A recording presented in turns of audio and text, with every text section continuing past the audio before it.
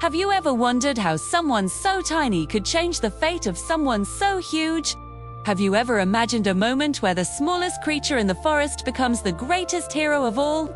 Well, today, in the heart of the jungle, where giant trees kiss the sky and the ground trembles under powerful footsteps, a tiny ant is about to do something absolutely no one believed was possible. Shits.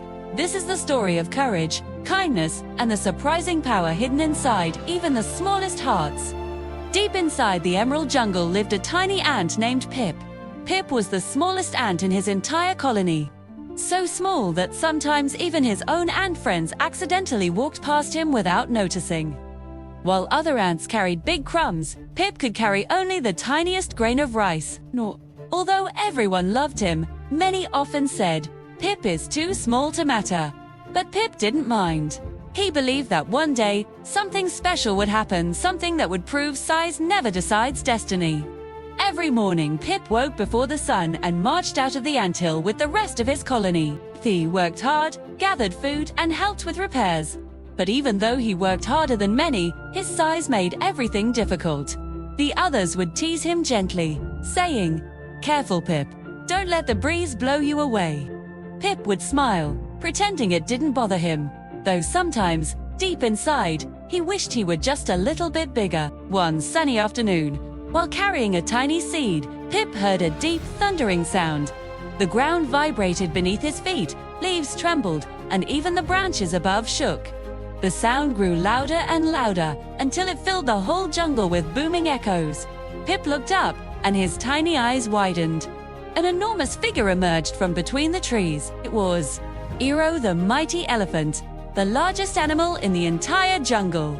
His legs were like huge tree trunks, his ears like big leafy fans, and his tusks curved like shining white moons.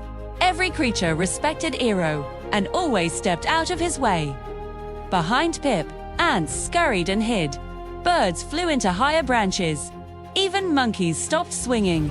But Pip didn't run. Instead, he whispered to himself, "Whoa, he's even bigger than I imagined." Ero walked slowly, each step shaking the earth. He looked tired, sad, and lost, very unlike the confident giant he usually was. He didn't even notice Pip beneath him.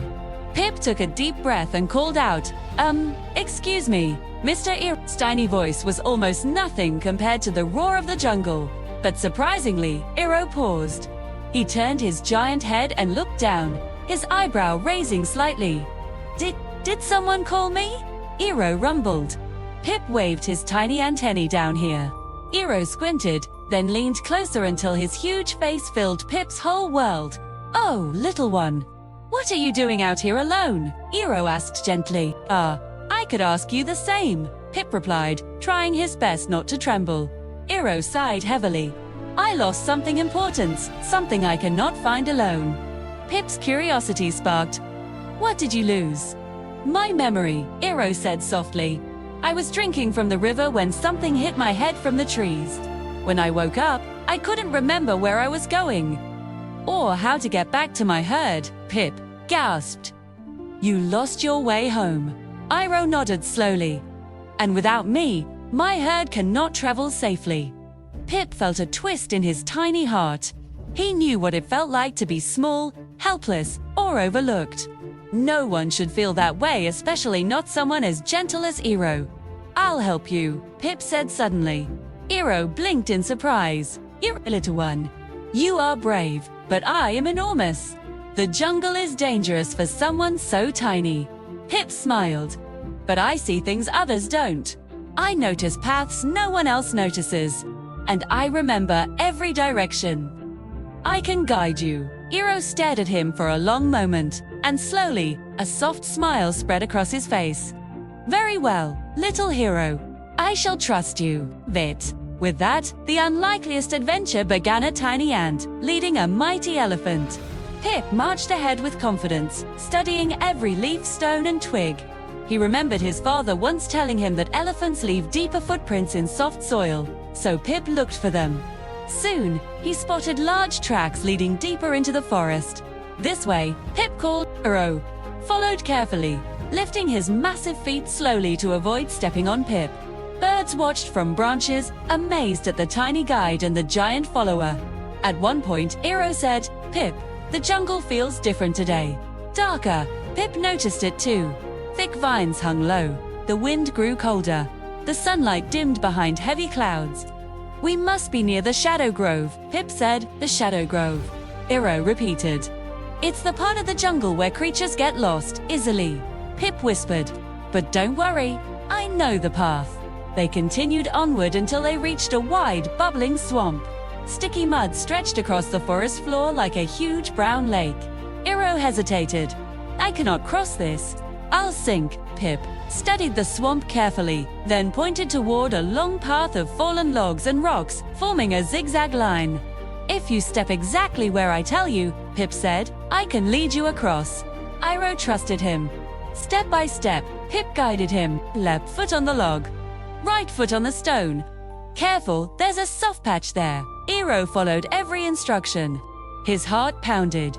If he made one wrong move, he could sink. But Pip was sharp. His small size allowed him to see stable spots no big creature could notice. After many tense moments, they reached solid ground. Eero sighed in relief. "You saved me, Pip." Pip beamed proudly. "Just doing what I'm good at." As they continued forward, the jungle grew lively again. Sunlight pierced through trees, birds chirped, and butterflies danced around Eero's tusks. But peace lasted only a moment. Suddenly, the air filled with a sharp hiss. From between the thick ferns slithered a long, venomous snake, green scales shining, its tongue flicking hungrily. It glared at Pip, then at Eero Little Ant. "And Big Elephant," the snake hissed. "Both alone in my territory." Eero stepped forward protectively. "We mean no harm." The snake curled its body, ready to strike. "But harm is exactly what you found." Pip knew they were in danger. Eero could crush the snake butt only if he could see it clearly. And snakes were fast. Pip whispered quickly, "Eero, don't move until I say so." Eero nodded. The snake slithered closer. "Which one should I feast on first?" It hissed. Pip's mind raced. He looked at Eero's long trunk, the heavy leaves above them, and the confused flick of the snake's tongue. He had a plan. Pip climbed onto Eero's trunk and shouted, "Eero, lift your trunk now." Eero swung his long trunk upward. Pip pointed, "Hit the branch above you."